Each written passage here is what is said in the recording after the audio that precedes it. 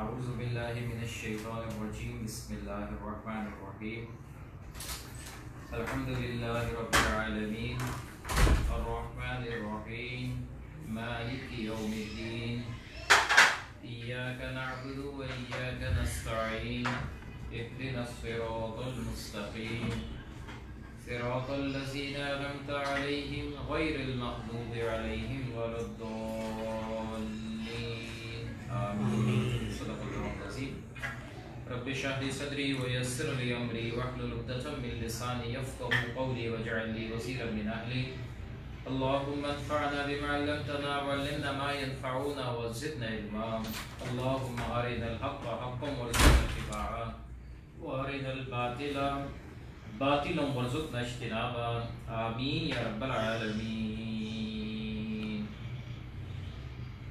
اللہ سبحانہ و تعالیٰ کے فضل و کرم سے قرآن حکیم کے سلسلے وار درس قرآنی کا آغاز کر رہے ہیں۔ گزشتہ نشست کے اندر ہم نے کچھ تمہیدی نوعیت کی گفتگو کی تھی۔ آج انشاءاللہ تعالیٰ باضابطہ ہم آغاز کر رہے ہیں قرآن حکیم کی آیات مبارکہ سے، اور جو سب سے پہلی صورت قرآن حکیم کے اندر ہمیں ملتی ہے وہ ہے سورۃ الفاتحہ۔ مناسب معلوم ہوتا ہے کہ سورہ مبارکہ کی تفصیل میں جانے سے پہلے کچھ اس کا تعارف ہمارے سامنے آ جائے، اور اس کے اعتبار سے کچھ اس کی فضیلت اور کچھ تمہیدی نکات ہیں کہ جو انشاءاللہ تعالی ہم اس سورہ مبارکہ کا سمجھیں گے۔ یہ سورہ مبارکہ مکی صورت ہے کہ جو کچھ 7 آیات پر مشتمل ہے۔ ترتیب نزولی کے اعتبار سے سمجھ لیجئے کہ یہ قرآن حکیم کی 5ویں وحی ہے کہ جو نبی رحمت علیہ السلام کے قلب مبارک پر نازل ہوئی۔ قرآن حکیم کی ایک ترتیب نزولی ہے اور ایک ترتیب مصحف ہے۔ وہ ترتیب کی جو آج ہمارے سامنے قرآن حکیم کی صورت میں موجود ہے، یہ ترتیب مصحف یا ترتیب تلاوت اس کو کہا جا سکتا ہے۔ اس ترتیب کے اعتبار سے یہ سورہ فاتحہ پہلی صورت ہے، البتہ ترتیب نزولی کہ جس ترتیب سے اللہ رب العزت نے آیات نازل فرمائی اس اعتبار سے یہ 5ویں وحی ہے کہ جو نبی رحمت علیہ السلام پر نازل ہوئی۔ یہ بات ہم جانتے ہیں کہ پہلی وحی سورہ علق کی ابتدائی چند آیات تھیں کہ جو نبی رحمت علیہ السلام کی طرف نازل ہوئی۔ پھر اس کے بعد سورہ نون جس کو سورہ قلم بھی کہتے ہیں اس کی کچھ ابتدائی آیات نازل ہوئی۔ پھر سورہ مزمل اور سورہ مدثر کی کچھ ابتدائی آیات ہیں کہ جو نازل ہوئی، اور 5ویں وحی ہے کہ جو یہ سورہ مبارکہ اللہ نے نازل فرمائی۔ البتہ ایک خاص اہمیت سے سورہ مبارکہ کو ہے، وہ کیا ہے کہ یہ پہلی مکمل صورت ہے کہ جو نازل ہوئی۔ اس سے پہلے چند آیات تھی کہ جو نازل ہوئی تھی، البتہ یہ پہلی مکمل صورت ہے کہ جو نبی رحمت علیہ السلام کی طرف اللہ نے بھیجی۔ پھر اس سورہ مبارکہ کو مختلف نام سے منسوب کیا جاتا ہے۔ اس کی افادیت، اس کی اوصاف کے اعتبار سے مشہور اور معروف نام تو الفاتحہ ہے۔ فاتحہ فتحہ سے بنا ہے، دی اوپننگ سورہ آف قرآن، قرآن کا آغاز کرنے والی سورہ مبارکہ، اس سے بنا سورۃ الفاتحہ۔ البتہ اس سورہ مبارکہ کو عرب کے اندر ام القرآن، گویا قرآن کی جڑ بھی قرار دیا گیا ہے۔ پھر اسی طرح اساس القرآن، گویا قرآن کی یاد بھی اس کو قرار دیا۔ اسی طرح الشافع، شفا دینے والی سورہ مبارکہ، الکافیہ، کفایت کرنے والی سورت، الواقعہ، پورا کرنے والی سورت، اور المناجات، اس سورہ مبارکہ کو دعا بھی قرار دیا گیا۔ ابھی ہم سمجھیں گے انشاءاللہ تعالی اس سورہ مبارکہ کے اندر اللہ سبحانہ و تعالی نے ایمانیات ثلاثہ کا تذکرہ بیان فرمایا۔ ایمان باللہ کا موضوع بھی اس کے اندر آتا ہے، ایمان بالرسالت کا تذکرہ بھی اس کے اندر آئے گا، اور ایمان بالآخرہ کا تذکرہ بھی سورہ مبارکہ کے اندر آیا ہے۔ پھر اسی طرح اللہ کے نبی، اللہ سبحانہ و تعالی نے اپنے نبی کے ذریعے یہ بات بھی ہمیں سکھائی ہے کہ ایک بندے کو اپنے رب کو کیسے پکارنا ہے، اسی لیے سورہ مبارکہ کو المناجات بھی قرار دیا گیا۔ اس صورت کے اعتبار سے ایک معاملہ ہمیں ملتا ہے کہ اللہ کے نبی صلی اللہ علیہ وسلم کے اعتبار سے ایک صحابی کا معاملہ آتا ہے کہ کوئی شخص بیمار ہوا یا کسی جانور نے کاٹ لیا، تو وہاں پر آپ نے سورہ مبارکہ کا دم ہے کہ جو کیا ہے، اور اللہ رب العزت نے شفا عطا فرمائی ہے۔ اس اعتبار سے اس کو الشافع بھی قرار دیا گیا، شفا دینے والی سورہ مبارکہ۔ یہ ہے وہ عظمتوں کے اعتبار سے اس سورہ مبارکہ کے نام۔ پھر تمہیدی اعتبار سے سورہ حجر کی آیت نمبر 87 میں اللہ رب العزت نے بیان فرمایا ہے وَلَقَدْ آتَيْنَاكَ سَبْعًا مِنَ الْمَثَانِي وَالْقُرْآنِ الْعَظِيمِ، کہ ہم نے آپ کو 7 دہرائی جانے والیاں عطا فرمائی، یعنی جو از خود قرآن عظیم کا درجہ رکھتی. اور جامع ترمذی کی روایت ہے، اللہ کے نبی علیہ السلام نے بیان فرمایا کہ 7 من المثانی، یہ سورہ فاتحہ ہی ہے، اور القرآن العظیم یہ بھی سورہ فاتحہ ہی کا مقام ہے. گویا 7 دہرائے جانے والیاں اللہ نے عطا فرمائی. ہم جانتے ہیں ایک بندہ مومن جب نماز پڑھتا ہے تو دن میں تقریباً 17 مرتبہ، اگر صرف فرائض کی گنتی ہم کر لیں تو کم از کم 17 مرتبہ ہے کہ یہ سورہ مبارکہ ہے کہ جو دہرائی جاتی ہے، پڑھی جاتی ہے یا سنائی جاتی ہے. اس اعتبار سے اس کی اہمیت ہے کہ جو بڑھ جاتی ہے. پھر اللہ کے نبی علیہ السلام نے بیان فرمایا کہ مجھے 2 نور ایسے عطا کیے گئے ہیں کہ جو مجھ سے پہلے کبھی کسی نبی کو عطا نہیں کیے گئے. اس میں ایک سورہ فاتحہ ہے اور دوسرا سورہ بقرہ کی آخری 2 آیات کہ جو معراج کے موقع پر عطا کی گئی. مسلم شریف کی روایت ہے. اسی طرح بخاری کی روایت کے اندر آتا ہے کہ نماز سورہ فاتحہ کے بغیر ہے ہی نہیں. اب یہ نماز کا ایک لازمی جز ہے کہ جو سورہ فاتحہ کو قرار دے دیا گیا. اسی طرح مسلم شریف کی ایک روایت ہے، اس روایت کے ذیل میں تو اس سورہ مبارکہ ہی کو نماز قرار دیا گیا ہے. اس روایت کو انشاءاللہ تعالی اس موضوع کے اختتام پر ہم سمجھیں گے کہ جس کے اندر اللہ رب العزت نے اس سورہ فاتحہ ہی کو اصل نماز قرار دیا. یہ وہ تفصیلات ہیں کہ جو ہمارے سامنے انشاءاللہ تعالی آئیں گی. تو یہ کچھ اہمیت ہو گئی اس سورت کے اعتبار سے کہ نازل ہونے کے اعتبار سے اس کو فضیلت کیا ہے کہ پہلی مکمل سورت نازل ہوئی. پھر عرب کے اندر اپنے اوصاف کے اعتبار سے یہ مختلف ناموں سے منسوب ہے کہ جو کی جاتی ہے. پھر خود اللہ سبحانہ و تعالی نے اس کو 7 من المثانی اور اس کو عظیم قرآن کا درجہ ہے کہ جو عطا فرمایا ہے. پھر یہ بات ہم نے سمجھی کہ اس کو 2 نور ایسے عطا کیے گئے کہ جو پہلے کسی نبی کو عطا نہیں کیے گئے، اس میں بھی سورہ فاتحہ موجود ہے. پھر اسی طرح اس سورہ فاتحہ کے اعتبار سے ہم نے یہ سمجھ لیا کہ اللہ نے اس سورہ فاتحہ کو نماز کا لازمی جز قرار دے دیا.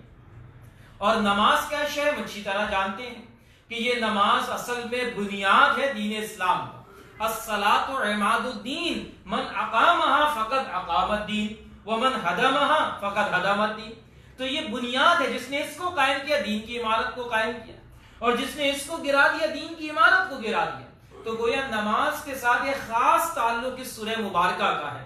تو ایک بندہ مومن کا ایک تعلق ہے کہ جو سورہ مبارکہ کے ساتھ مخصوص ہونا چاہیے، اور اس سورہ مبارکہ کا کم از کم مفہوم ذہن میں ہونا چاہیے کہ جب ہم اس کو پڑھ رہے ہوں تو ہمارے سامنے واضح ہو کہ ہم اپنے رب سے کیا گفتگو کر رہے ہیں، ہم اپنے رب سے کیا عہد و پیمان کر رہے ہیں، اور رب ہمارے سامنے کیا پیمانے ہیں کہ جو پیش کر رہا ہے. یہ کچھ تمہیدی گفتگو تھی سورہ مبارکہ کے اعتبار سے. اب آئیں اس کا مطالعہ کرتے ہیں. بسم اللہ الرحمن الرحیم. پہلی آیت کے اندر اللہ نے بیان فرمایا الحمدللہ رب العالمین.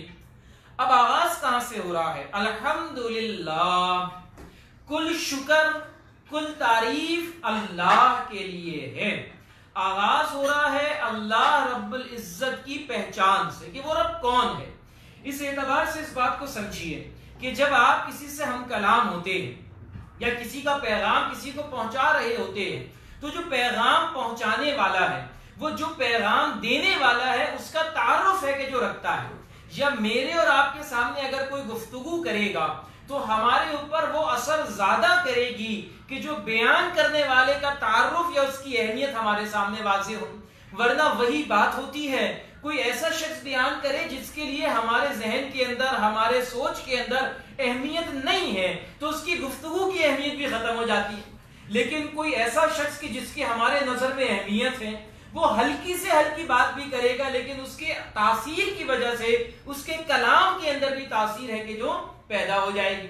تو اللہ رب العزت نے اپنے بندوں کو مخاطب کرنے سے پہلے اپنا تعارف ہے کہ جو پیش کیا ہے. اور اللہ نے اپنا تعارف کیا بیان کیا؟ الحمدللہ. کیا مطلب ہے؟ کل شکر اور تعریف اللہ کے لیے. یہ جو لفظ الحمد ہے، یہ جو لفظ حمد ہے، اس کے اندر تعریف بھی ہے اور اس کے اندر شکر بھی ہے. بس اوقات دنیا کے اندر ایسا ہوتا ہے کہ کوئی ایسی چیز آپ دیکھتے ہیں کہ جو قابل تعریف ہوتی ہے تو اس کی تعریف کی جاتی ہے، وہ پریز کے قابل ہوتی ہے. اور بسا اوقات کوئی ایسی شخصیات ہوتی ہیں کہ جن کا آپ شکر مند ہوتے ہیں، جن کے آپ احسان مند ہوتے ہیں. ضروری نہیں ہے کہ جن کا شکر ادا کیا جائے ان کی تعریف بھی کی جائے، یا جن کی تعریف کی جائے ان کا شکر بھی ادا کیا جائے. لیکن اللہ کی ذات وہ ہے کہ جس کی تعریف بھی ہے اور جس کا شکر بھی ہمارے اوپر لازم ہے. تو اس طرح آغاز ہو رہا ہے الحمدللہ. اب یہ اللہ کون ہے؟ نام سے آغاز ہو گیا اللہ. اب یہ اللہ کون ہے؟ آگے اللہ نے بیان فرمایا رب العالمین. یہ اللہ کون ہے؟ یہ تمام جہانوں کا رب ہے یا تمام جہاں والوں کا رب ہے. دونوں معنی ایک ہی ہیں. جہانوں کا رب ہے یا جہاں والوں کا رب ہے. گویا یہاں پر اب پہلا تعارف جو اللہ کا آیا ہے وہ بحیثیت رب آیا ہے، اور یہ بحیثیت رب اس کا تعلق قرآن حکیم میں بار بار آیا ہے. یہ رب اصل میں ہوتا کیا ہے؟ رب کے اعتبار سے سمجھ لیجئے، رب اصل میں کہتے ہیں اس ہستی کو کہ جو ابتدا سے لے کر آخر تک تمام ضروریات کو پورا کرنے والی ہستی ہے، اس کو رب کہا جاتا ہے. گویا کہ وہ پیدا کرنے والا بھی ہو، وہ پالنے والا بھی ہو، وہ ضروریات کو پورا کرنے والا بھی ہو، وہ حفاظت کرنے والا بھی ہو، اور وہی موت دینے والا بھی ہو. یہ تمام اوصاف جن میں یکجا ہو جائیں وہ ہستی رب کہلاتی ہے. تو اللہ نے اپنا تعارف بطور رب کروایا ہے. یہاں پر اللہ نے یہ نہیں کہا کہ وہ تمام جہاں والوں کا خالق ہے، بنانے والا ہے، یہ تو محدود تعارف ہو گیا. یا یہ نہیں کہا کہ وہ تمام جہاں والوں کا رازق ہے، یہ بھی محدود تعارف ہو گیا. یا یہ نہیں کہا کہ تمام جہاں والوں کو زندہ اور جاوید رکھنے والا اللہ سبحانہ و تعالی ہے، یہ بھی محدود تعارف ہو گیا. یہاں پر اس نے اپنا جامع تعارف کرایا ہے کہ وہ تمام جہانوں کا رب ہے. گویا پیدا بھی وہ کرتا ہے، کھلاتا بھی وہ ہے، پالتا بھی وہ ہے، حفاظت بھی وہ کرتا ہے، مارتا بھی وہ ہے، اور دوبارہ بھی وہ زندہ کرے گا. گویا یہ ہے جامع تعارف اللہ سبحانہ و تعالیٰ کا. تو پہلا تعارف بندوں کے سامنے آ گیا. جس کا کلام پڑھنے ہم جا رہے ہیں وہ تمام جہانوں کا رب ہے. گویا یہ رب کا کلام ہے کہ جو ہمارے سامنے پیش کیا جا رہا ہے. اس کے بعد اب اللہ کے مزید دو اوصاف کا تذکرہ ہے کہ وہ اللہ کیسا ہے. اللہ نے بیان فرمایا الرحمن الرحیم، وہ بہت رحم کرنے والا اور مسلسل رحم کرنے والا ہے. آیت نمبر 2 کے اندر اللہ سبحانہ و تعالی نے اپنی صفت رحمانیت کا تذکرہ بیان کیا. اب اس کی بھی بڑی حکمت ہے. ابھی آغاز ہو رہا ہے نا بندوں سے، اور بندوں کو ڈرانے سے پہلے اللہ نے اپنی رحمت کا تذکرہ ہے کہ جو لوگوں کے سامنے کیا ہے، تاکہ وہ جو رب ہے وہ اصل میں بندوں پر رحم کرنے والا ہے. اور یہ وہ جو صفت رحمانیت ہے نا، یہ انسان کی سب سے بڑی ضرورت ہے، اس دنیا کے اندر بھی اور آخرت میں بھی. دنیا میں بھی انسان کو جس شے کی سب سے زیادہ ضرورت ہے وہ کیا ہے؟ رحم. بندوں سے بندوں کا تقاضا بھی رحم کا ہوتا ہے، اور بندوں سے رب کا تقاضا بھی رحم کا ہوتا ہے کہ رب بھی بندوں پر رحم کرے اور بندے بھی بندوں پر رحم کریں. یہ رحم کیا جائے گا تو زندگی چل سکتی ہے، اور رحم ختم ہو جائے تو زندگی ختم ہو جائے گی. تو اللہ نے صفت رحمانیت کا تذکرہ یہاں پر بیان کیا ہے. اور آخرت میں صفت کی کیا ضرورت ہے؟ اللہ کے نبی علیہ السلام نے بیان فرمایا، بخاری کی روایت ہے کہ کوئی شخص محض اپنے اعمال کی بنیاد پر جنت میں داخل نہیں ہو سکتا. بڑی اہم بات ہے.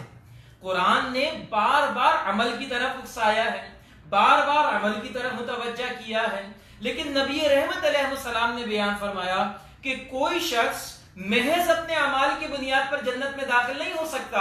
گویا بندہ یہ سمجھے کہ میں بڑا متقی ہوں، بڑے نیک اعمال کر رہا ہوں، اب تو جنت میرے لیے کنفرمڈ ہے، لازمی مجھے جنت میں داخل کر دیا جائے. کوئی اپنے عمل کی بنیاد پر جنت میں داخل نہیں ہو سکتا جب تک اللہ کی صفت رحمت اس کو نہ ڈھانپ لے. اللہ کی رحمت کا نتیجہ جنت ہے، محض اعمال کا نتیجہ جنت نہیں ہے. اس میں اعمال کی نفی نہیں ہے، عمل تو کرنا ہے. نیک اعمال کی وجہ سے اللہ کی رحمت ہے کہ جس کا نزول ہوگا، لیکن رحمت ہوگی تو جنت میں داخل ہوں گے، اور رحمت نہیں ہوگی تو جنت میں داخل نہیں ہو سکتے. کسی صحابی نے اس موقع پر جسارت کر لی اور سوال کر لیا کہ یا رسول اللہ صلی اللہ علیہ وسلم، کیا آپ بھی داخل نہیں ہو سکے؟ اب ذرا آپ کا مقام سوچئے. इमामुल अंबिया, इमामुल अंबिया, उनके एतबार से पूछा जा रहा है कि क्या आप भी अल्लाह की रहमत के बगैर जन्नत में दाखिल नहीं हो सकते? आपने फरमाया हाँ, मेरे ऊपर भी जब तक अल्लाह की रहमत नाजिल ना हो मैं जन्नत में दाखिल नहीं हो सकता। तो दुनिया में भी सिफत रहमत की जरूरत है, आखिरत में भी जरूरत है। अल्लाह ने अपनी उस सिफत का तस्करा यहां पर बयान किया। फिर अल्लाह ने यहां पर उसके दो उसलूब बयान किए। पहले फरमाया अर्रहमान, ये अरबी के उसलूब के एतबार से फ़ालान की वजन के ऊपर आता है और इसके अंदर एक जोश है कि जो पाया जाता है। और फिर अर्रहीम, ये फ़ाइल के वजन के ऊपर आता है और इसमें एक तसलसल है, एक दवाम है कि जो पाया जाता है। अब मुफस्सिरीन ने इसकी बड़ी तफसीलात है कि जो बयान की है आसान अंदाज में समझने के लिए। दुनिया के अंदर अल्लाह सुब्हानहू व तआला की जो रहमानियत की जरूरत है, रहमत की जरूरत है, इसमें जोश चाहिए, क्योंकि दुनिया के अंदर बंदा कदम कदम पर नाफरमानी कर रहा है। अगर रहमत की जोश ना हो तो इंसान नहीं बच सकता। तो दुनिया में सिफत रहमत है, उसमें जोश चाहिए, वो सिफत रहमानियत के अंदर है, रहमान के अंदर है। और आखिरत में जो जन्नत में दाखिल हो जाएंगे, आखिरत में जो जन्नत में दाखिल हो जाएंगे, अब वहां पर अल्लाह की जो रहमत का नुज़ूल है, अब उसके अंदर दवाम है, अब उसके अंदर तसलसल है। क्यों? क्योंकि वहां पर अल्लाह के अहकामात की अब नाफरमानी नहीं होगी। वल्लाहु आलम। तो ये है वो कैफियत के जो बयान की गई हैं, जोश भी है और इसमें दवाम भी है। ये जो सिफत रहमानियत है, इसके एतबार से बुखारी और मुस्लिम की एक रिवायत आती, अल्लाह के नबी अलैहिस्सलाम ने बयान फरमाया कि अल्लाह ने अपनी रहमत के 100 हिस्से किए, अल्लाह ने अपनी रहमत के 100 हिस्से किए, 99 अपने पास महफूज कर लिए और एक हिस्से को पूरी दुनिया में बांट दिया। इस रहमत के अंदर माँ की रहमत भी शामिल है और बाप की रहमत भी शामिल है। और हदीस में यहां तक आता है कि एक घोड़ी अपना पांव ख्याल से रखती है कि कहीं उसका बच्चा उसके नीचे ना आ जाए, ये रहमत भी उसी के अंदर शामिल है। ये एक हिस्से रहमत का नतीजा है, 99 हिस्सा अल्लाह ने अपने पास महफूज कर रखा है। तो जरा सोचिए कैसी रहीम जात है कि जो हमसे मुखातब है, कैसी रहीम जात। गोया ये हमारे लिए तारुफ है कि जो तुमसे मुखातब है वो तुम्हारी फिक्र करने वाला है, वो तुम्हारे ऊपर रहमतों का नुज़ूल करने वाला है, वो तुम्हारे ऊपर शफकत करने वाला है, वो तुमसे मोहब्बत करने वाला है। और इस मोहब्बत के नतीजे में तुम्हें ये कलाम है कि जो दिया जा रहा है। गोया जो खुद रहम करने वाला है उसके अहकामात में भी शफकत और मोहब्बत है कि जो पाई जाती है। ये वो तारुफ है कि जो यहां पर अल्लाह ने करवाया है। अलबत्ता अब ये शैतान भी हमारे पीछे लगा है और शैतान बंदों के साथ लगकर अल्लाह की सिफत रहमानियत के एतबार से बंदे को धोखा दे देता है और वो ये बात ज़हन के अंदर डालता है कि वो रब कि जो यकीनन 70 माओं से बढ़कर मोहब्बत करने वाला है, क्या वो ऐसे ही आग में डाल देगा? क्या वो ऐसे ही अजाब दे देगा अपने बंदों को? कोई माँ अपने बच्चे को आग में डाल सकती है तो वो 70 माओं से बढ़कर मोहब्बत करने वाला वो रहमान और रहीम जात कैसे तुम्हें आग के अंदर डाल सकती है? नतीजा क्या उसने निकाला कि जो कुरान में जहन्नम की हौलनाकी का तस्करा है ये महज डराने के लिए है। जिस तरह बच्चे को डराया जाता है, बेटा सो जाओ, हऊ आ जाएगा, हऊ कोई शय नहीं होती, इसी तरह ये जहन्नम कोई शय नहीं है, बस डराया गया है। गोया अल्लाह तो सरापर रहमत ही रहमत। अब ये है शैतान का धोखा। इसका नतीजा क्या निकलता है? इंसान धड़ल्ला हो जाता है, इंसान नाफरमानी पर चला जाता है और इंसान अल्लाह के अहकामात के खिलाफ करने लग जाता है धड़ल्ले के साथ। ये वो जसारत है कि जो इंसान में पैदा हो जाती है। अल्लाह जानता है कि क्या फितने आने वाले हैं। अल्लाह ने आयत नंबर 3 के अंदर अपनी सिफत रहमानियत को बैलेंस किया और बयान फरमाया मालिक यौमिद्दीन, वो बदले के दिन का भी मालिक है, वो बदले के दिन का मालिक है। और बदले के अंदर ये तसव्वुर मौजूद है कि वहां पर जजा भी है और सजा भी है। जब बात बदले की आएगी, वरना यहां पर सिर्फ रिवॉर्ड जजा का तस्करा था, लेकिन अल्लाह ने बयान फरमाया मालिकी यौमिद्दीन, वो जजा और सजा, गोया डे ऑफ जजमेंट का भी मालिक है। गोया एक ऐसा दिन आने वाला है कि जिस दिन हिसाब किताब होगा, जिस दिन नामा अमाल पेश किया जाएगा और नेकोकारों को अच्छा बदला मिलेगा और बदकारों को अल्लाह की तरफ से अजाब में डाला जाएगा। यहां तस्करा आ गया फिक्र आखिरत का। तौहीद का तस्करा अल्लाह की पहचान के जुमरे में, और आयत नंबर 3 के अंदर आखिरत का तस्करा मालिक यौमिद्दीन, वो बदले के दिन का मालिक है। हम वो आयत पढ़कर आ चुके हैं ना, जिसके अंदर अल्लाह खुद बयान फरमाता है मलिकुल यौम, आज के दिन बादशाह कौन है, और फिर अल्लाह बयान फरमाता है लिल्लाहिल वाहिदिल क़हार, आज के दिन बादशाह सिर्फ अल्लाह सुब्हानहू व तआला कि जो वाहिद है, अल क़हार है, उसकी बादशाहत है। उसका तस्करा यहां पर अल्लाह सुब्हानहू व तआला ने फिक्र आखिरत के एतबार से बयान कर दिया। फिर आयत नंबर 3 बड़ी अहम है। किस एतबार से? ये बंदे और रब के दरमियान होने वाले अहदो पैमा को ताजा करती है। ये सूरह मुबारका असल में हमारे बुनियादी असबाक हमारे सामने वाज़े कर रही हैं, तभी तो इसको कुरानुल अजीम, बेहतरीन कुरान है कि जो करार दिया गया। तो ये जो आयत नंबर 3 है, जिसके अंदर बंदा कहता है इय्याका नअबुदु व इय्याका नस्तईन, ऐ अल्लाह मैं तेरी ही इबादत करता हूं और करता रहूंगा, और तुझी से मदद चाहता हूं और चाहता रहूंगा। अब यहां पर मैं जरूर वजाहत कर देता हूं कि मैंने 2 टेंसेस के अंदर तर्जुमा किया। इय्याका नअबुद, ऐ अल्लाह मैं तेरी ही बंदगी करता हूं, ये किस हाल में हो गया? ये हाल में, प्रेजेंट में इसका तर्जुमा हो गया। और करता रहूंगा, ये तर्जुमा क्या है? ये मुस्तकबिल में है। तो जिस तरह उर्दू के अंदर माजी, हाल और मुस्तकबिल 3 हालात होते हैं, 3 टेंसेस होते हैं, इसी तरह अरबी के अंदर सिर्फ 2 होते हैं, माजी होता है या मुजारे होता है। मुजारे के अंदर हाल और मुस्तकबिल दोनों यकजा होता है। इस एतबार से यहां पर जो वर्ब इस्तेमाल हुआ, फेल इस्तेमाल हुआ, ये फेले मुजारे है समझाने के एतबार से। तो इसका तर्जुमा हाल में भी किया जा सकता है और मुस्तकबिल में भी किया जा सकता है। अब इन 2 तराजिम से माने क्या निकलना है, जरा इसके ऊपर गौर करें। जब बंदा कहता है ना ऐ अल्लाह मैं तेरी ही इबादत करता हूं, तो क्या मतलब है? ये दावा कर रहा है। ये क्या कर रहा है? दावा कर रहा है कि अल्लाह मैं तेरी ही बंदगी करता हूं। और जब कहता है मैं तेरी ही बंदगी करता रहूंगा, तो ये क्या कर रहा है? वादा कर रहा है अल्लाह से, दावा भी कर रहा है, वादा भी कर रहा है अल्लाह सुब्हानहू व तआला से। तभी इस नमाज के बारे में अल्लाह ने बयान फरमाया अकीमिस सलात अली ज़िक्री, नमाज कायम करो मुझे याद रखने के लिए। नमाज कायम करो मुझे याद रखने के लिए। क्यों? क्योंकि एक बंदा मोमिन अल्लाह के सामने खड़े होकर अहदो पैमा करता है, दावा करता है ए अल्लाह मेरी बंदगी तेरे लिए है, और ए अल्लाह आगे भी मेरी बंदगी तेरे लिए ही रहेगी। अब ये बंदगी क्या है? ये बंदगी महज नमाज, रोजा, हज, ज़कात का नाम नहीं है, बल्कि सूरह ज़ारियात आयत नंबर 56 में हमने समझा है वमा खलक़तुल जिन्ना वल इंसा इल्ला लियअबुदून, मैंने जिन्नों और इंसानों को महज अपनी बंदगी के लिए पैदा किया, अपनी इबादत के लिए पैदा किया। गोया आसान अंदाज में पूरी की पूरी जिंदगी अल्लाह के अहकामात के मुताबिक गुजारना, ये है इबादत, जिसको आज हम टर्म इस्तेमाल करते हैं ना 24/7, 24 घंटे हफ्ते के 7 दिन अल्लाह की बंदगी के अंदर अपने आप को रखना, अल्लाह के अहकामात के मुताबिक अपने आप को ढाल कर रखना, ये है असल में इबादत। और इसका दावा है कि जो बंदा कर रहा है। अब यकीनन ये दावा कोई आसान नहीं है, या ये वादा कोई आसान नहीं है।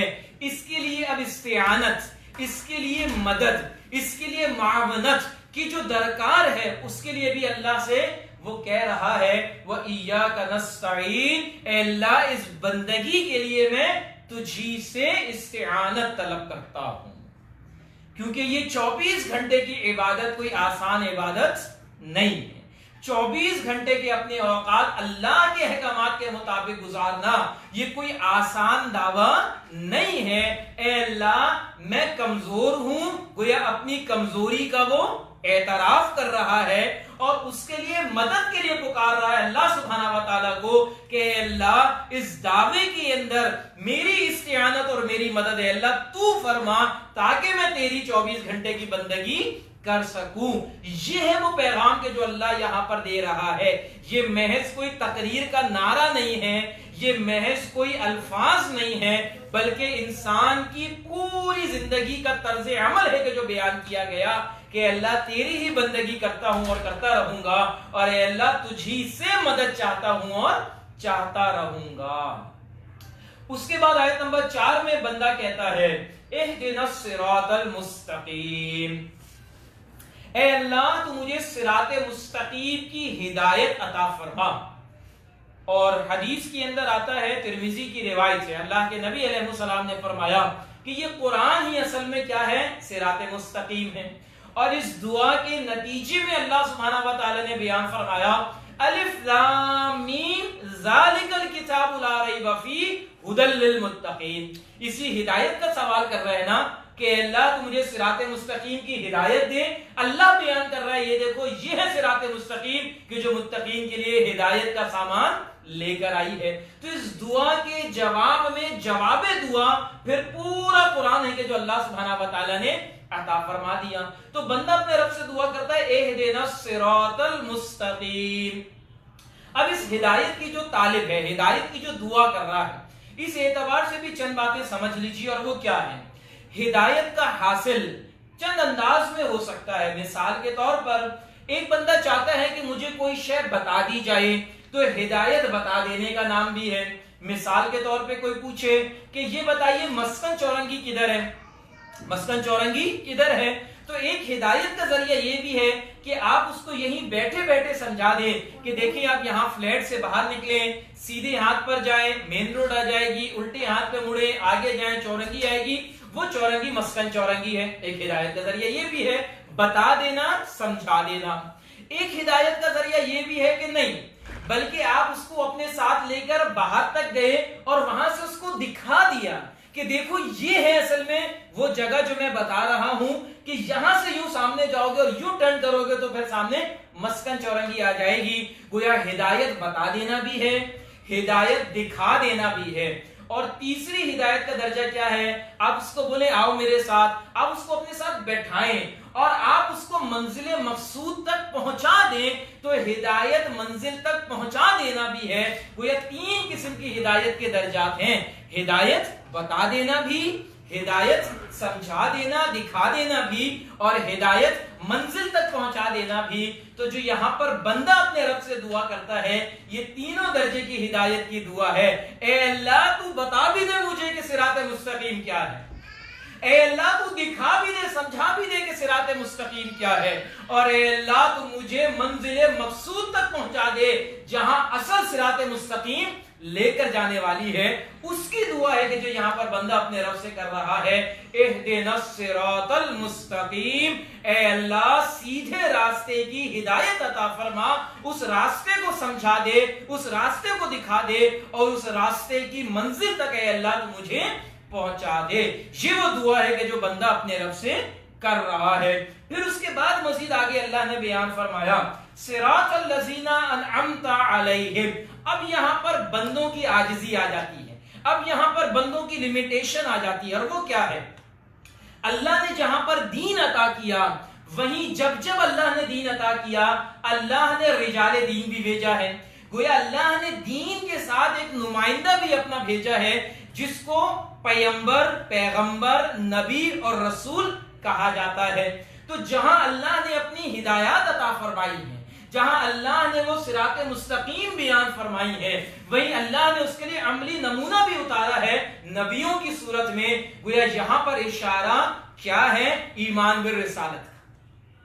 ممکن نہیں ہے رسالت کے بغیر کوئی ہدایت پا جائے، ممکن نہیں ہے رسالت کی پیروی کے بغیر کوئی ہدایت پا جائے، ممکن نہیں ہے اللہ کے رسولوں کی تعلیمات کی چھتری میں نیچے رہ بغیر کوئی ہدایت پا جائے، ممکن نہیں ہے رسولوں سے تعلق توڑے بغیر، رسولوں سے تعلق جوڑے بغیر کوئی ہدایت پا جائے۔ گویا یہاں پر اللہ نے ایمان بالرسالت کی اہمیت ہے کہ جو بیان فرما دی، کیونکہ یہ وہ نمائندے ہیں کہ جو بتائیں گے کہ رب کو کیسے راضی کرنا ہے، یہ وہ نمائندے ہیں کہ جو بتائیں گے کہ جو بدلے کا دن ہے تو کیا کرو گے کہ تمہیں جزا ملے گی، اور کیا کرو گے تو تمہیں سزا ملے گی۔ ان تعلیمات کو تم تک پہنچانے والی جو نفوس ہیں وہ انبیاء اور رسول کی صورت میں اللہ نے عطا فرمائے ہیں۔ تو اللہ نے بیان فرمایا صراط الذین انعمت علیہم، ان لوگوں کا راستہ اے اللہ جس پر تو نے انعام فرمایا۔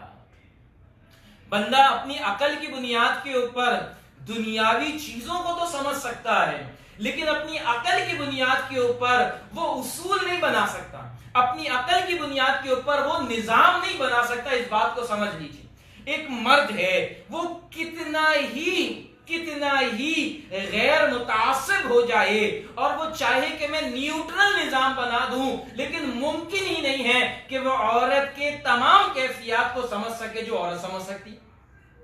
تو مرد جب بھی نظام بنائے گا وہ مردوں کی طرف اس کا جھکاؤ ہے کہ جو نظر آئے گا، اور عورتیں نظام بنائیں گی تو عورتوں کی طرف جھکاؤ ہے کہ جو نظر آئے گا۔ اسی طرح اگر سرمایہ دار نظام بنائے گا تو سرمایہ دارانہ نظام ہے کہ جو نظر آئے گا، اور اسی طرح اگر ملازمین یا نوکر چاکر یا جو نیچے کا طبقہ ہے لیبر طبقہ وہ نظام بنائے گا تو یقیناً وہ ان کے ساتھ زیادتی کر بیٹھے گا۔ اسی طرح اگر آپ امیروں کے ہاتھ میں دے دیجئے تو وہ کچھ اور نظام بنائیں گے، اور غریبوں کے ہاتھ میں دے دیجئے تو وہ کچھ اور نظام بنائیں گے۔ گویا کوئی ایسی ہستی ہونی چاہیے کہ جو امیروں کو بھی جانتی ہو، غریبوں کو بھی جانتی ہو، سرمایہ دار کی سوچ بھی جانتی ہو، اور جو ملازم ہے اس کی سوچ بھی جانتی ہو، جو مردوں کا خالق بھی ہو اور جو عورتوں کا خالق بھی ہو، اور وہ ممکن نہیں ہے کہ کوئی بتانے والا نہ ہو اور انسان وہاں تک پہنچ جائے، انسان وہاں تک پہنچ جائے۔ اس لیے اللہ نے اس راستے کو یہاں پر بیان فرمایا، ان لوگوں کا راستہ ہے اللہ جس پر تو نے انعام فرمایا ہے۔ گویا یہ ہے وہ راستہ، یہ ہے وہ پاتھ کہ جو صراط مستقیم کی طرف لے کر جانے والا ہے۔ یہاں سے یہ اصول بھی واضح ہوتا ہے کہ دین اسلام کے اندر نقل کی اہمیت ہے عقل سے زیادہ، دین اسلام کے اندر نقل کی اہمیت ہے عقل سے زیادہ۔ اللہ نے عقل سے روکا نہیں ہے، لیکن عقل تابع ہوگی اس نقل کے کہ جو اللہ کے رسولوں کے ذریعے انسانیت تک تعلیمات پہنچی ہیں، ورنہ شیطان نے بھی عقل کا استعمال کیا اور اللہ کے حکم کی تردید کر دی، وہ راندہ درگاہ قرار پایا اور اللہ نے اس کو اپنی درگاہ سے نکال دیا۔ یہ ہے وہ کیفیات کہ جو یہاں پر اللہ نے واضح کی۔ پھر یہ انعام یافتہ لوگ کون ہیں، یہ سوال پیدا ہوتا ہے۔ اس کا جواب خود قرآن حکیم ہمیں دیتا ہے، اور قرآن حکیم سورہ نساء آیت نمبر 69 میں بیان فرماتا ہے وَمَن يُطِعِ اللَّهَ وَرَسُولَهُ، جو کوئی اللہ اور اس کے رسول کی اطاعت کرے گا، فَأُولَٰئِكَ مَعَ الَّذِينَ أَنْعَمَ اللَّهُ عَلَيْهِمْ، تو یہ ان لوگوں کے ساتھ ہوگا جن پر اللہ نے انعام فرمایا۔ جو کوئی اللہ اور اس کے رسول کی اطاعت کرے گا یہ ان لوگوں کے ساتھ ہوگا جن پر اللہ نے انعام فرمایا۔ گویا منعم علیہ، انعام یافتہ لوگ، جن کی راہ کا یہاں پر تذکرہ اللہ سبحانہ و تعالی نے کیا ہے۔ آگے اللہ نے بیان فرمایا من النبیین والصدیقین والشہداء والصالحین وحسن اولئک رفیقا۔ یہ انعام یافتہ لوگ کون ہیں؟ انبیاء، صدیقین، شہداء اور صالحین، اور آخر میں بیان فرمایا کیا ہی بہترین رفاقت ہے کہ جن کو ان کی رفاقت مل جائے، جن کو ان کا ساتھ مل جائے تو کیا ہی بہترین ساتھ ہے۔ تو یہاں سے معلوم ہوا انعام یافتہ لوگ کون ہیں؟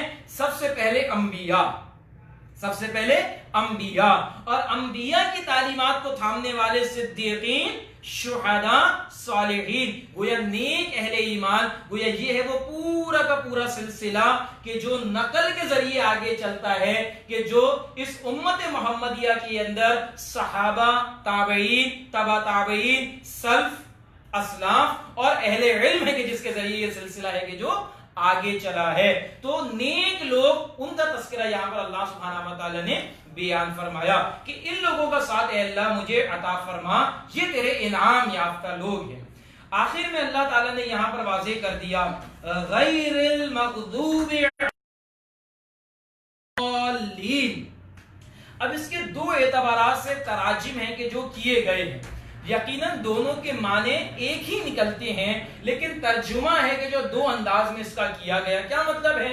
ایک اگر اس کو آپ پیچھے سے جوڑ لیجئے، اہدنا الصراط المستقیم صراط الذین انعمت علیہم غیر المغضوب علیہم ولا الضالین، گویا اس رب کے اندر اگر آپ ترجمہ کرے تو اے اللہ ان لوگوں کا راستہ جن پر تو نے انعام کیا اور نہ تو ان کے اوپر غضب ہوا اور نہ وہ گمراہ ہوئے، گویا ان کا تذکرہ اللہ نے بیان کیا اور ان کی تعریف بیان کی کہ یہ وہ لوگ ہیں کہ جس پر نہ اللہ غضب ہوا، اور یہ وہ لوگ ہیں انعام یافتہ کہ جو نہ گمراہ ہوئے۔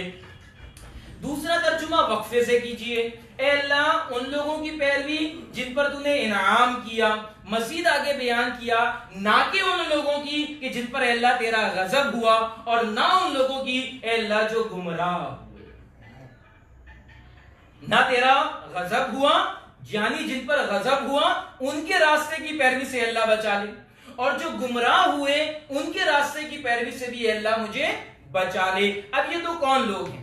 दौलीन, ये कौन लोग हैं? मगदूब अलैहिम, ये कौन लोग हैं? तो इसके एतबार से हदीस है कि जो वजाहत करती है, मुस्लिम शरीफ की रिवायत, मगदूब अलैहिम, नबी रहमत अलैहिस्सलाम ने फरमाया कि जिन पर अल्लाह का गजब हुआ ये यहूद हैं। इन्होंने जानते बूझते अल्लाह के अहकामात की नाफरमानी की, अल्लाह की शरीयत को तोड़ा, अल्लाह के एहसानात की नाशुक्री की, इनके ऊपर अल्लाह का गजब नाजिल हुआ। सूरह बकरा में इंशाअल्लाह हमारे सामने तफसीलात आ जाएंगी। और जो दालीन है ये वो लोग हैं कि जो गुमराह हो गए। गुमराही उसको मिलती है कि जो जानते बूझते गुमराह नहीं होता, जानते बूझते नहीं होता। मिसाल के तौर पर अकीदे के अंदर इनके अंदर गुमराही क्या है? यहूद के अंदर, ईसाइयों के अंदर दालीन ये ईसाई हैं। ईसाई के अकीदे में गुमराही क्या है? तसलीस का अकीदा। ईसा अलैहिस्सलाम को अल्लाह का बेटा बना लिया। अब ये क्या है? ये मोहब्बत में गुलू किया, हद से आगे बढ़े और ईसा अलैहिस्सलाम को अल्लाह का बेटा बना लिया। गोया तौहीद की राह से भटक गए। इबादत के अंदर इन्होंने गुमराही क्या की? इबादत की इस इंतहा पर पहुंचे कि रहबानियत इख्तियार कर ली। इबादत की इस इंतहा पर पहुंचे कि रहबानियत इख्तियार कर ली। ये इबादत में गुलू किया, और इबादत में गुलू मोहब्बत में किया, लेकिन शरीयत की तालीमात से भटक गए।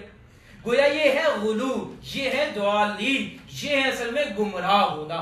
तो यहां पर जो एक बंदा मोमिन अपने रब से दुआ करता है ना, वो दुआ क्या करता है? ए अल्लाह यहूद और नसारा के रास्तों से मुझे महफूज फरमा। अंबिया और नेक लोगों के रास्ते पर चला, और यहूद और नसारा के अल्लाह रास्ते से मुझे महफूज फरमा। ये वो दुआ है कि जो बंदा अपने रब से कर रहा है। अब जरा सोचिए, एक बंदा मोमिन दिन में कम से कम 17 मरतबा, ये सिर्फ फराइज की बात है, सुनन और नवाफिल इसके अलावा है, कम से कम 17 मरतबा अपने रब से ये दुआ कर रहा है कि अल्लाह यहूद और नसारा की पैरवी से मुझे बचा, और उसका आइडियल और उसका निजाम वही यहूद और नसारा वाला हो। तो जरा सोचिए कैसे तासीर पैदा होगी दुआ की, कैसे तासीर पैदा होगी दुआ के। बंदा दुआ कर रहा है यहूद और नसारा के रास्ते से मुझे बचा, और अंबिया और सालिहीन के रास्ते पर मुझे चला, और उसकी अमली जिंदगी के अंदर उसके आइडियल्स, उसकी दोस्तियां, उसका मेयार तमाम के तमाम यहूद और नसारा बने हुए हो। तो जरा सोचिए ये कौल और फेल में तजाद नहीं है तो क्या है? तो ये वो चीजें हैं कि जो इन आयात के अंदर अल्लाह खोल खोल के बयान कर रहा है, खोल खोल के बयान कर रहा है। और फिर आखिर में बंदा कहता है आमीन। अब इस आमीन के एतबार से इख्तलाफात को आखिर में बाहर रखते हुए कि जोर से बोलना है, हल्के बोलना है, नबी रहमत अलैहिस्सलाम ने फरमाया, सही बुखारी की रिवायत है, कि जिसकी आमीन फरिश्तों की आमीन से मिल गई, अल्लाह उसके गुनाह माफ फरमा देगा, अल्लाह उसके गुनाहों को माफ फरमा देगा। आमीन के माने क्या है? ऐसा ही हो। गोया पूरी की पूरी दुआ है कि जो बंदा अपने रब से कर रहा है, और रब से दुआ करने के बाद आमीन कह रहे हैं, अल्लाह मेरी इस दुआ को कबूल कर ले। लेकिन ये दुआ तब कबूल होगी कि जब पूरे यकीन के साथ रब को पुकारा जाए, और इस बात का यकीन रखिए अल्लाह का जवाब आता है। अब आखिरी बात हमारी वो हदीस की जिसका इशारा मुस्लिम शरीफ में आया था कि अल्लाह इसकी एक एक आयत पर जवाब देता है। हाँ, अल्लाह जवाब देता है। अफलाक से आता है नालों का जवाब आखिर, उठते हैं हिजाब आखिर, करते हैं खिताब आखिर। जरा सुनिए इस हदीस को, हदीस कुदसी है। अल्लाह बयान फरमाता है और नबी रहमत अलैहिस्सलाम रावी हैं, और अल्लाह फरमाता है कसमतुस सलाता बैना व बैनी अब्दी, मैंने नमाज को अपने और अपने बंदों के दरमियान आधा आधा तकसीम कर दिया। कसमतुस सलाता बैना व बैनी अब्दी, मैंने नमाज को अपने और अपने बंदों के दरमियान तकसीम कर दिया। और फिर आगे पूरा तस्करा सूरह फातिहा का है। तो जो बात आई थी ना कि इसी फातिहा को नमाज करार दिया गया, वो इस आयत, इस हदीस मुबारका के एतबार से नमाज को तकसीम कर दिया। अब जब बंदा कहता है अल्हम्दुलिल्लाहि रब्बिल आलमीन, बंदा कहता है अल्हम्दुलिल्लाहि रब्बिल आलमीन, तो अल्लाह जवाब देता है हमादनी अब्दी, मेरे बंदे ने मेरी हम्द की। जब बंदा कहता है अर्रहमान अर्रहीम, तो अल्लाह कहता है इस्ना अलैया अब्दी, मेरे बंदे ने मेरी सना की, मेरी तारीफ। جب بندہ کہتا ہے مالک یوم الدین تو اللہ کہتا ہے مجدنی عبدی، میرے بندے نے میری بڑائی بیان کی۔ جب بندہ کہتا ہے ایاک نعبد و ایاک نستعین تو اللہ سبحانہ و تعالی بیان کرتا ہے ھذا بینی و بین عبدی ولعبدی ما سأل، یہ میرے اور میرے بندے کے درمیان ہے اور دے دیا گیا جو میرے بندے نے مجھ سے مانگا۔ ھذا بینا و بین عبدی، یہ میرے اور میرے بندے کے درمیان ہے، یہ اہدنا الصراط المستقیم۔ اب اس کے بعد جب دعا کرتا ہے بندہ اپنے رب سے اہدنا الصراط المستقیم صراط الذین انعمت علیہم غیر المغضوب علیہم ولا الضالین، تو اللہ بیان فرماتا ہے ھذا لعبدی، یہ تو میرے بندے کے لیے ہے، ولعبدی ما سأل، اور یہ اس کو دے دیا گیا جس کا اس نے سوال کیا۔ گویا ماضی کا صیغہ یہاں پر آیا ہے، جو اس نے سوال کیا وہ اس کو دے دیا گیا، لیکن شرط کیا ہے؟ یقین کے ساتھ سوال کیا جائے، سچے دل سے اللہ سے مانگا جائے، ورنہ دعا کے اصول کے اندر آتا ہے کہ جب بندہ بے خیالی اور بے دہانی میں اپنے رب سے دعا کرتا ہے تو وہ دعائیں موٹری میں لپیٹ کر واپس اسی کے منہ پر دے ماری جاتی ہیں۔ تو یہ سورہ فاتحہ بھی المناجات، یہ دعا ہے اور ہمارے ایمان کا سرچشمہ ہے، ہمارے ایمان کا نچوڑ ہے۔ اللہ اس پورے یقین کے ساتھ ہمیں اس سورہ فاتحہ سے محبت عطا فرمائے، اس سورہ فاتحہ کو سمجھنے کی توفیق عطا فرمائے اور سمجھ کر اللہ سے ہمیں مانگنے کی توفیق عطا فرمائے۔ اقول قولی ھذا واستغفر اللہ لی ولکم ولسائر المسلمین والمسلمات، سبحانک اللہم وبحمدک، نشہد ان لا الہ الا انت، نستغفرک ونتوب الیک۔ جزاکم اللہ خیر واحسن الجزاء۔